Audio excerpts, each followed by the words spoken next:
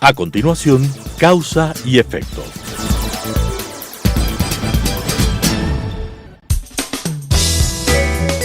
Clasificación B, bajo supervisión de un adulto.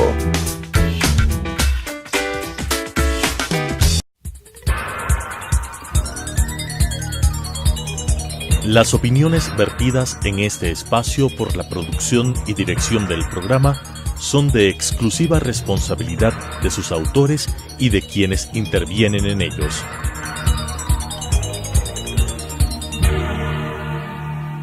Telesucesos Canal 29 UHF presenta Causa y Efecto. Los efectos en política y economía analizados desde su causa, con la conducción de Diego Ordóñez. Causa y Efecto. Bienvenidos a Causa y Efecto, los efectos de la política y en la economía analizados desde sus causas. En una sociedad democrática se enfrentan gobierno y oposición. Se enfrentan en términos democráticos, discrepando, contrastando conceptos, no en los términos depredadores a los cuales el gobierno del presidente Correa acostumbró al manejo de la política. Es fundamental entonces establecer, para saber qué pasa en la política, qué es lo que hace el gobierno y qué es lo que quiere la oposición. ¿En qué hay oposición? ¿Sobre qué temas hay oposición? Para conversar del tema, hoy está con nosotros el asambleísta por Guayas del movimiento Creo, Roberto Gómez. Roberto, gracias por estar aquí. Antes de entrar al tema específico de la agenda de la oposición, dictaron orden de prisión preventiva contra Correa, hay alerta roja de Interpol. ¿Tú crees que esto da argumento para las expresiones correístas en el sentido de que habría una judicialización de la política? Bueno, encantado de estar aquí. Muchísimas gracias, Diego, por la invitación. Yo creo que las cosas que son correctas tienen que suceder más allá de que los correístas puedan utilizar o no esto como el discurso de victimización que han tenido, ¿no? Un discurso falso, como falso es que hubo una década ganada y que fue un gobierno honesto el gobierno anterior. Lo hacían inclusive antes de que existan todas estas investigaciones ya. Y la victimización hoy que ellos utilizan pues no es nada más que un cinismo trasladado a un canal que es la Asamblea Nacional y los curules que ellos tienen. Y lo único que nosotros le deseamos a cualquier persona que esté investigada por la justicia es que haya sido una investigación y que sean investigaciones y juicios imparciales como los que él le negó a cualquier persona que le hizo de oposición en los últimos 10 años. ¿Tú crees que hay realmente un ambiente de imparcialidad en la justicia en este momento? Es decir, pensemos, visto desde fuera, ¿no? Que a un expresidente le ordenen prisión preventiva no es nada sencillo, no es nada pequeño, ¿no? Y en países como los latinoamericanos siempre genera la suspicacia de pues hay intereses políticos. ¿Cómo argumentarías tú, o sea, explicándolo a una persona de fuera, ¿no? ¿Por qué crees que esto es más independiente de lo que era antes? Bueno, yo lo que creo es que las pruebas que han presentado y que ha contado Fernando Balda, en este caso particular, que no solamente vienen y son cuestiones internas, es decir, estos grandes escándalos que han tenido consecuencias legales en el Ecuador, los más importantes no solamente vienen de la investigación interna de la justicia. Es decir, cuando hubo el tema de FIFA, fue una investigación de afuera que llegó y que era innegable simplemente ya seguir protegiendo a quienes estaban en corrupción. Lo mismo con el tema de Odebrecht. Coincide que en este hecho particular también viene de unas investigaciones de Colombia, de la Fiscalía de Colombia, y de un secuestro que ellos en la Fiscalía colombiana también lo determinaron así. En consecuencia, esto de acá, más allá de que los cambios de un lado al otro, sacar las justicias de las manos del correísmo para ponerlo en manos independientes, siempre puede significar cualquier tipo de suspicacia. Este es uno de los casos donde hay justicias de otros países que están interviniendo también, demostrando que las investigaciones tienen que darse y un juicio imparcial tiene que darse para poder encontrar la culpabilidad. Es un argumento bien interesante. Es decir, el caso de Balda en Colombia ya se juzgó. Correcto. Y Correa dijo que se había juzgado en Colombia. Y cuando acepta que se juzgó en Colombia, acepta que se produjo una infracción, ¿no? Sí, bueno, la aceptación o no de Correa es irrelevante, ¿no? Su palabra es lo que es, pero sí coincide que este escenario es un escenario similar a los otros casos, ¿no? Donde no es solo la justicia ecuatoriana, que además hoy aparentemente pues una justicia que está actuando apegado a derecho y de manera imparcial, ¿no? Sin apresuramientos, y haciendo lo que se tiene que hacer en una nación donde hay una institución que funciona. Salir de un lugar al otro, del secuestro de quien tenía la justicia antes de Correa, del secuestro de la justicia durante Correa, a hoy ver jueces que puedan actuar de manera independiente, pues yo creo que son pasos importantes en el Ahora, Ecuador. ¿por qué se produce eso? ¿Tú reconocerías o le darías mérito al gobierno de Moreno el que, cambiando el entorno político, estas cosas se han podido suscitar? Me refiero a que ya no hay un fiscal correísta, hay un Consejo de Participación Ciudadana que está reestructurando toda la estructura de control. De alguna manera el presidente Moreno, por lo menos en la retórica, ha dicho pues, que él no quiere meterse con los jueces. Este cambio de entorno político sí favorece también que esto pueda suscitarse, ¿no? Mira, en términos generales, siempre hay que sospechar de cualquier gobierno y de sus intenciones. En términos específicos con respecto a lo político, donde llega el tema del Consejo de Participación Ciudadana por votación popular y se cesa anticipadamente a todas estas instancias que tenían bloqueada y con candado, encerrada y secuestrada las instituciones del Estado, pues yo creo que fue una buena decisión. Fue una buena decisión preguntarle a la gente si quería que haya un nuevo consejo que haga todos estos cambios, más allá de que en el tema particular de la Fiscalía fue la Asamblea Nacional con la firma de un juicio político que participamos en esa firma, pues si propusimos el juicio, se censuró al fiscal general de la Nación, ¿no? Yo lo que creo es que el gobierno pues tiene que reconocérsele el llamado a consulta popular, que es quien lo podía consultar. Así de sencillo, en términos políticos, ¿no? Que es algo que lo ratifico en términos políticos porque yo creo que hay que separarlo de los términos económicos, hay que separarlo de la lucha a la corrupción todavía. Vamos a conversar sobre eso para establecer algunos campos en los cuales, para dar identidad a lo que es la oposición, ¿no? Pero quería simplemente ambientar. Evidentemente que no hay un acuerdo, digamos, entre lo que el movimiento Creo, la propuesta de Lasso a la presidencia y el gobierno de Moreno. ¿O hay coincidencias? Yo creo que Guillermo Lasso, el 22 de mayo del año pasado, antes de posesionarse el nuevo presidente de la República, le dijo al Ecuador varios puntos por los cuales nosotros podríamos contribuir para que haya una gobernabilidad importante en términos de tranquilidad, de justicia y de bienestar para los ecuatorianos. Uno de esos puntos fue esclarecer el tema del 30S, otro fue la eliminación de todos los impuestos que nosotros hemos pedido que se eliminen, otro tiene que ver con el tema de Gabela, y en ese sentido nosotros hemos tenido un discurso que ha venido siendo muy claro y muy consistente los últimos 8 años que hacemos organización política junto a Guillermo Lasso y al movimiento Creo. Y cuando él lanza la consulta popular, pues no es algo que era ajeno a nosotros, es una consulta que nosotros propusimos y era la forma... La consulta de Moreno. Cuando lanza la consulta popular Lenín Moreno. Incluía muchos puntos de la propuesta de Lasso sobre la consulta. Y nosotros creemos que al ser correctos pues hay que reconocerlos. Ahora, cuando nosotros le decimos a ellos que le podríamos dar los votos para poder... Y la confianza de manera más importante en términos de la ley económica, por ejemplo, ahí no hay la coincidencia. Por ejemplo, ahí el gobierno buscó los votos en lugar de buscar la confianza del sector externo frente al Ecuador. Porque... ¿Cómo buscó los votos del gobierno? Bueno, pues pudo hacer los acuerdos con las personas que votaron con ellos, ¿no? Las conversaciones que hubieron eran públicas, están redactadas y en crónicas de los periodistas que estuvieron ahí durante la asamblea, y yo creo que de manera evidente fue. Ahora, nosotros también fuimos muy claros. ¿Hubo una alianza entre el gobierno y los socialcristianos?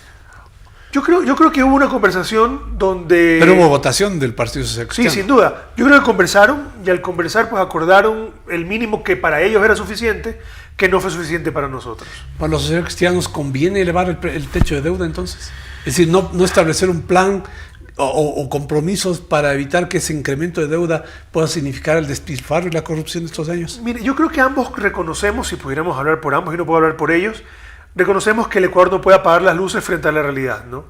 Pero para nosotros, este es el gobierno que, teniendo un límite de deuda y habiendo reconocido que se había superado el límite en junio del año pasado, aún así se endeudó 7.000, 8.000 millones de dólares más. O sea, ya hay una violación a la ley de parte de Lenín Moreno. Y sabiendo eso, pues nosotros simplemente no podríamos aprobar una ley donde, primero, que no presenta ningún plan económico. lo que hace es, de manera arbitraria, decidir cuál industria se incentiva y cuál no, en buena hora que se incentiva alguna. Pero si el impuesto es reconocido como favorable para el incentivo de la industria y la generación de empleo, entonces hay que dar incentivos para todos. De la misma manera, las remisiones, el problema de las remisiones es que es una herramienta mal utilizada. Es decir, las remisiones tributarias deberían darse para que cuando hay una reforma estructural tributaria importante y hayan deudas, intereses, moras del régimen tributario anterior, ya no tenga sentido cobrar todo lo anterior, porque hay un nuevo régimen tributario, pero el gobierno lo ha utilizado en términos de financiarse. Y la otra cuestión tiene que ver con la deuda.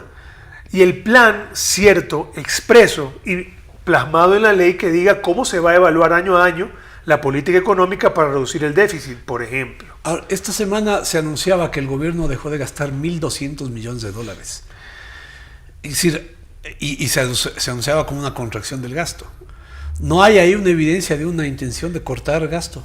Bueno, pues nosotros creemos que tiene que haber más evidencias que esas. Eso pasó esta semana, no la semana anterior. Si lo hace, en buena hora, porque eso quiere decir que digamos que la posición nuestra, que es frontal, que es seria, nosotros nunca dijimos es imposible que se endeuden más, lo que dijimos es necesitamos generar estos candados para que de manera previsible el gobierno no haga lo que le da la gana y simplemente al tener un artículo que dice que la deuda, el techo no va a regir por los próximos 3 años, se puedan agarrar de eso para tomar la deuda que les da la gana sin pedir permiso de la Asamblea, a pesar de que en la misma ley hay un artículo que todavía habla del 40%, ¿no? ¿Cómo ves si esto que acabas de describir sea, digamos, impulsado, ¿no? Propuesto por alguien que estuvo hace poco en el sector empresarial, que es el actual ministro de Economía? El ministro de Economía vino al sector empresarial con un discurso en el sentido de que había que reducir gasto, que había que ordenar las finanzas públicas, y cuando se sienta en el ministerio dice, bueno, deben cheque en blanco.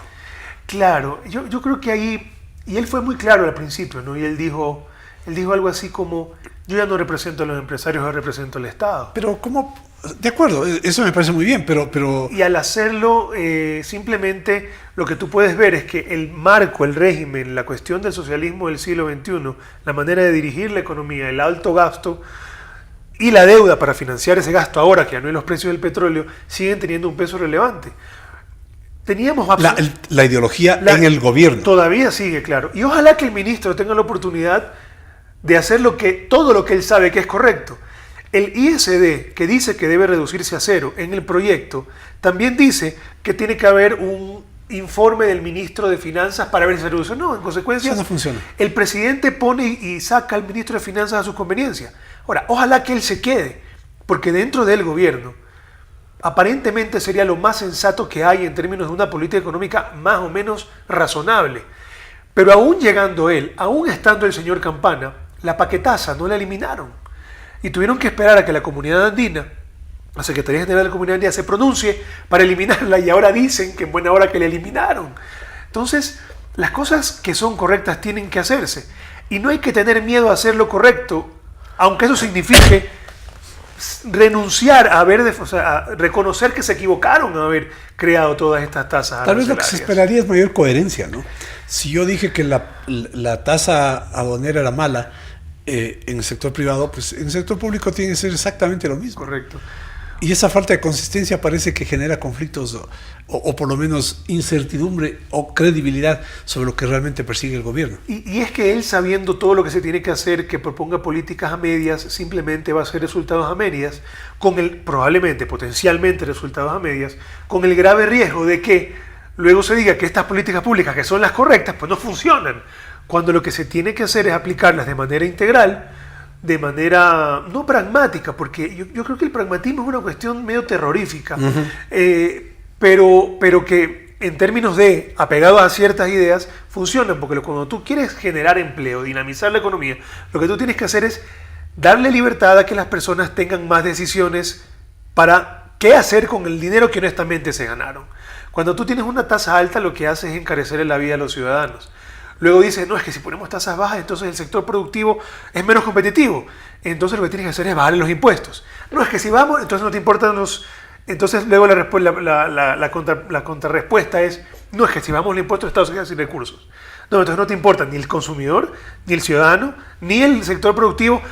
Lo que te importa es realmente el Estado. El Estado, financiar el Estado. Financiar el Estado. Entonces, de ahí viene toda esta política. Hay ¿no? sectores influyentes, diría, ¿no? En la política, en la economía, que sostienen que este es un periodo en el cual más bien hay que buscar la unidad nacional, ¿no? Y eso pasa porque hay que bajar el nivel de crítica, no hay que decirle mucho al gobierno, porque hay que mejor apoyar, porque la conclusión es, de alguna forma, Moreno, digámoslo en términos sencillos, coloquiales, nos está quitando a Correa del camino.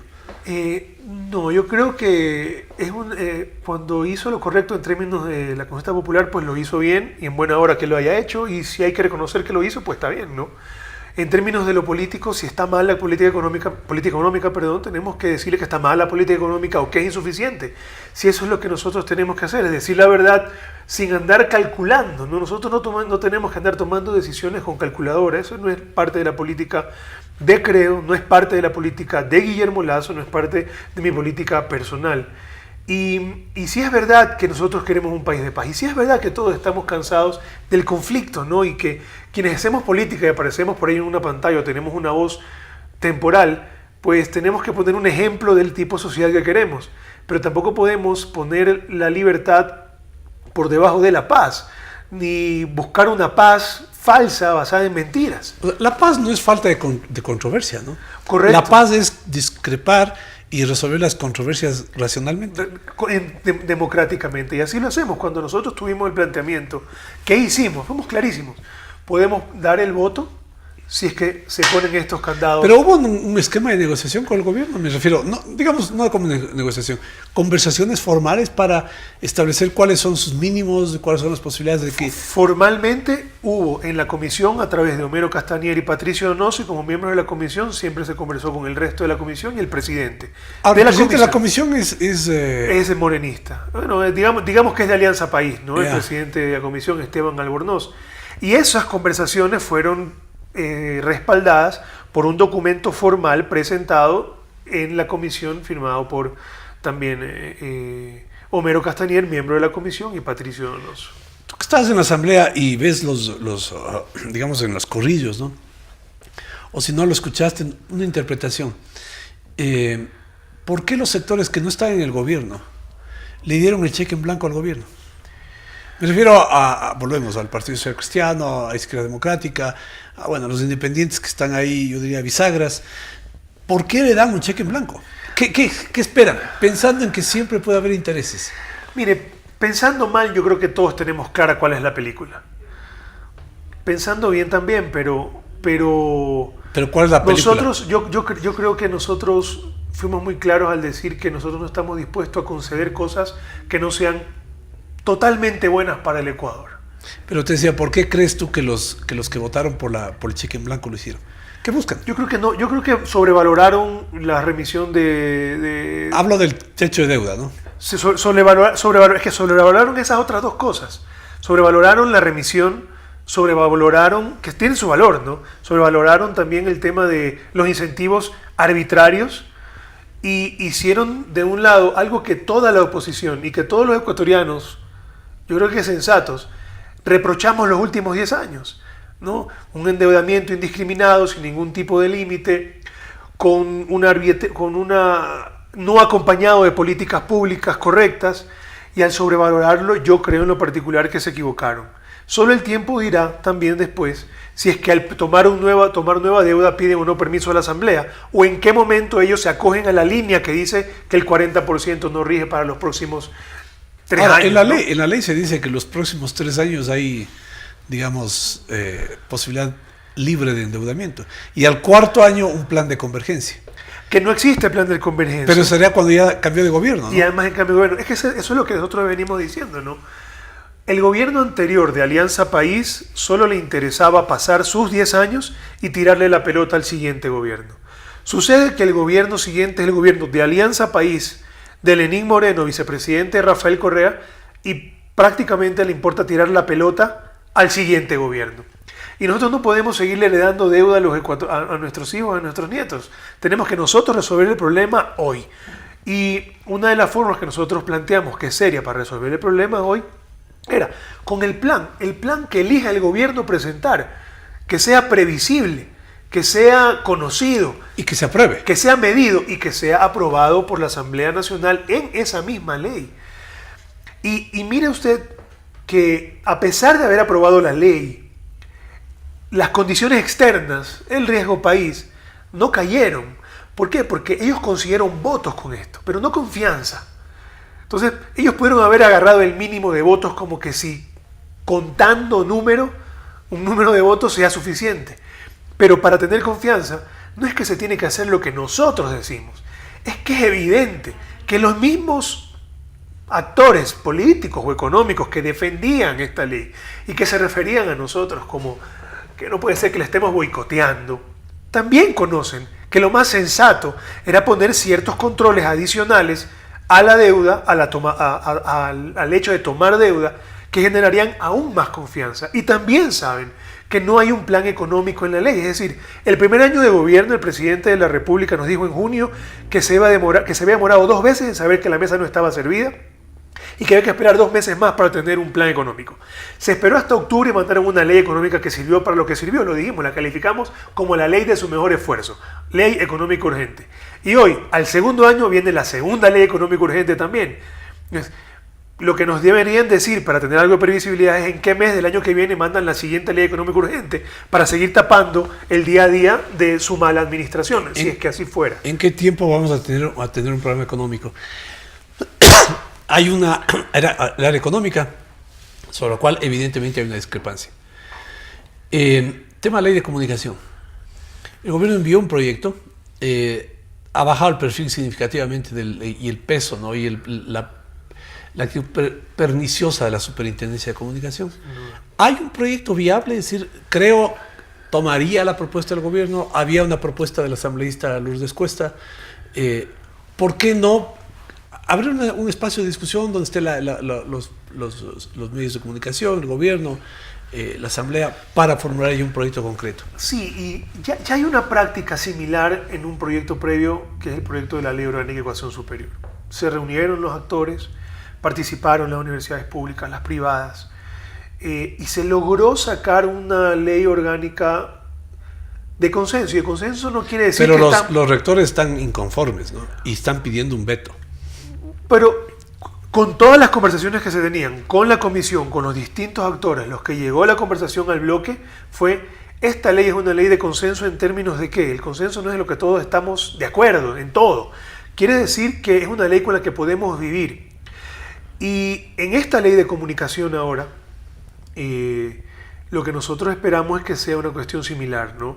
Sabemos cuál es la mejor ley posible, así lo planteamos. ¿Cuál es la mejor ley posible? La mejor ley posible es la que simplemente regula ciertas acciones, pero deja la decisión máxima a los ciudadanos. Es decir, una ley sí puede ser medida en términos de que, después de la aplicación de esa ley, ¿quién tiene más poder de decisión?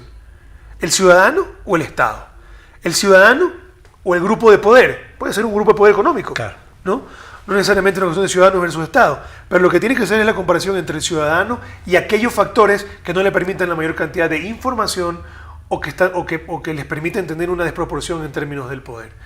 Y yo creo que esta ley de comunicación, la que mira que... Pero ¿por qué no se han discutido temas fundamentales de la ley? Aparte de todos aquellos que tienen que ver con la restricción a la actividad periodística y comunicación. Están las normas sobre publicidad, están las normas sobre el 1 por 1. Sí, son normas absolutamente restrictivas. Correcto. Y sobre las cuales nos estamos discutiendo. Aquí yo le pregunté al presidente del Cordicom esto, ¿no? Y él me decía, de todas maneras, los involucrados se están tratando de poner de acuerdo. Le decía, pero claro, se están poniendo de acuerdo en medio de las restricciones. Lo ideal sería eliminar. Correcto. Pero no hay un planteamiento sobre eso. No, lo hay en detalle en la ley. Por ejemplo, hay un artículo que preocupa en la ley. No se me va el número en este momento, pero es uno que habla de los medios como aquellos que se les otorga la frecuencia o el permiso. Y luego, en la propuesta del gobierno, lo que dice es aquellos que pueden difundir su información de manera periódica, sistemática, permanente, y que le llega al pueblo, a la ciudadanía en general. Es decir, al sacar el tema de las frecuencias, también podría estar incluyendo las redes sociales, Porque un medio digital que de manera permanente, sistemática, previsible, Llega a la gente.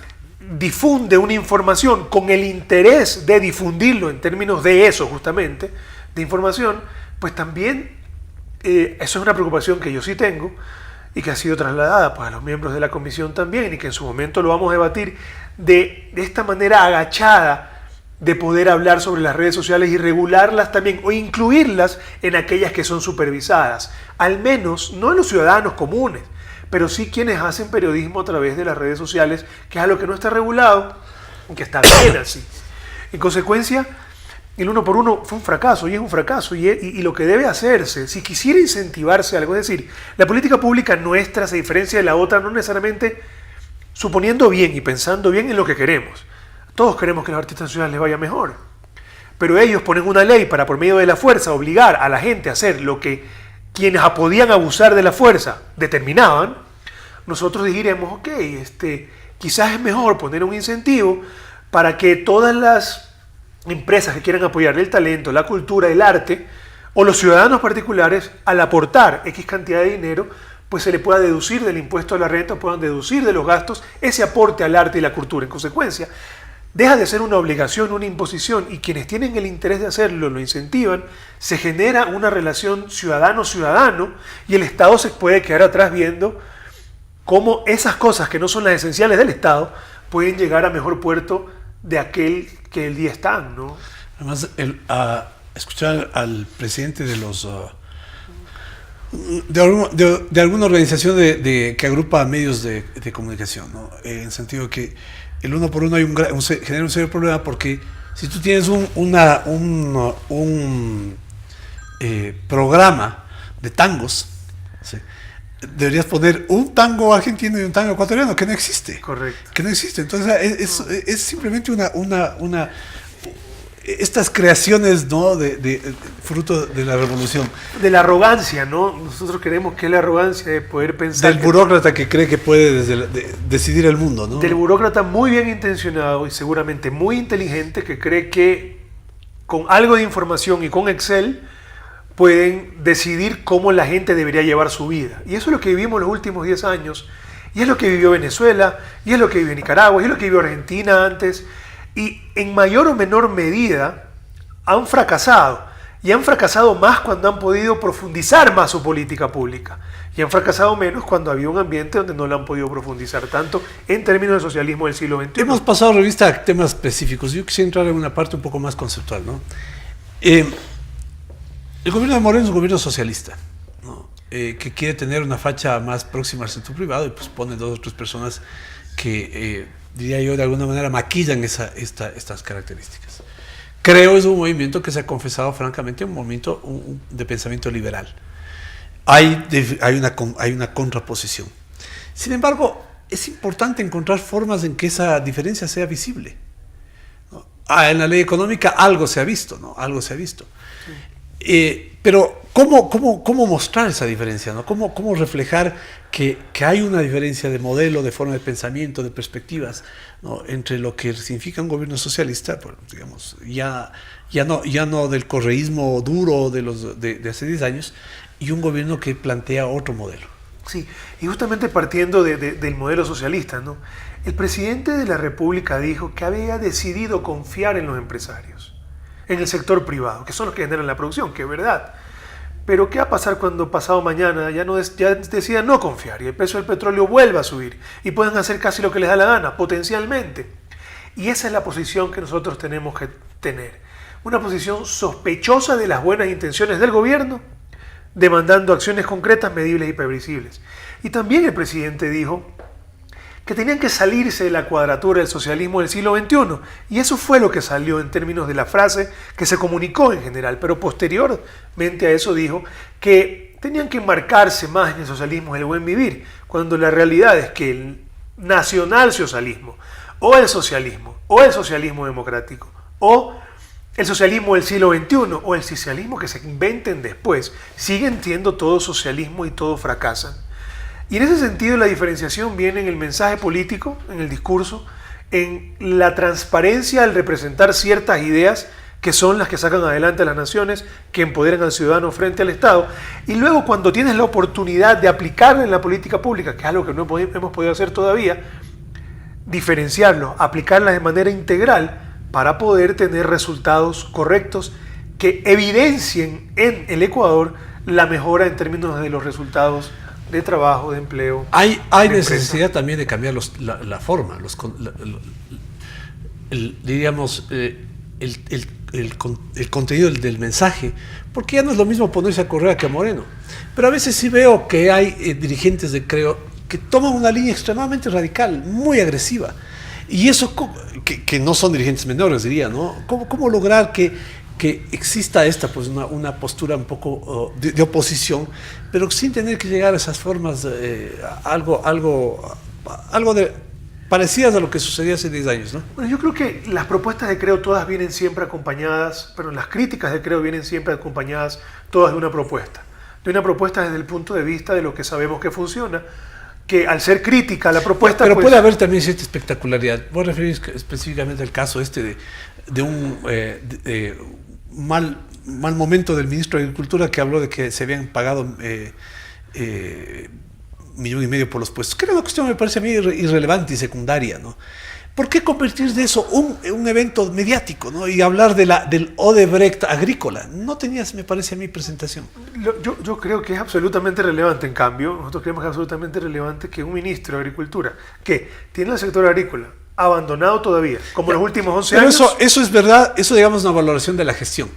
Ahora, referir al caso específico y convertirlo en un hecho mediático, creo que no desgasta, no hay que ponerle otro contenido, otra forma, otra apariencia a la oposición. Imagínense la gente que no se hubiera hecho nada al respecto. Bueno, no pasó nada, ¿no? Más que la noticia del día. No, y se lo llamó, y luego abandonaron el salón los correístas, los morenistas y algunos otros asambleístas, y se dejó sin quórum la sesión donde tenía que debatirse el tema, ¿no? Y es un tema que sigue ahí, y es un tema que lo estamos viendo nosotros también en Creo. Es decir, nosotros no podemos hacer las cosas o no hacerlas porque alguien cree que ya no se debe fiscalizar más, o que ese tema... Fiscalizar sí, fundamentalmente fiscalizar, pero fiscalizar.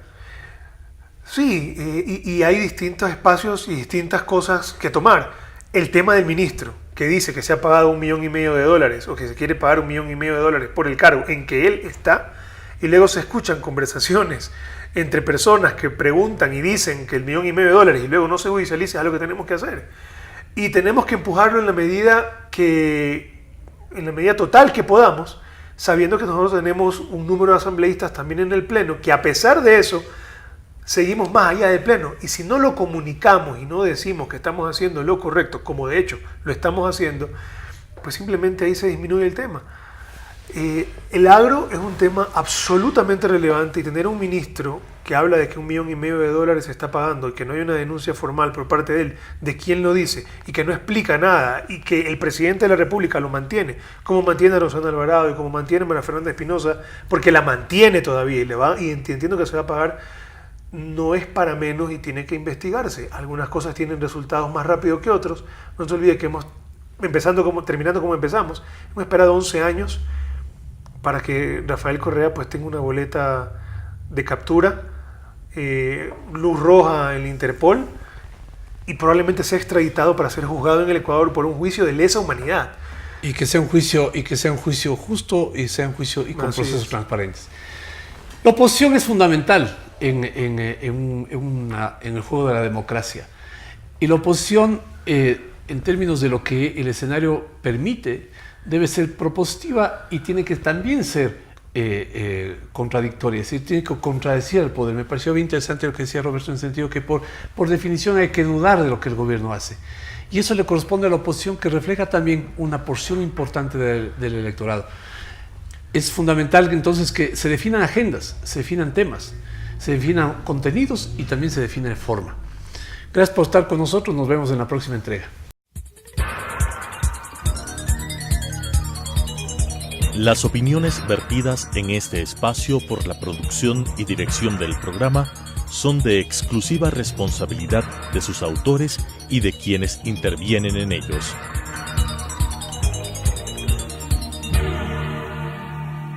Telesucesos Canal 29 UHF presentó Causa y Efecto. Los efectos en política y economía analizados desde su causa, con la conducción de Diego Ordóñez.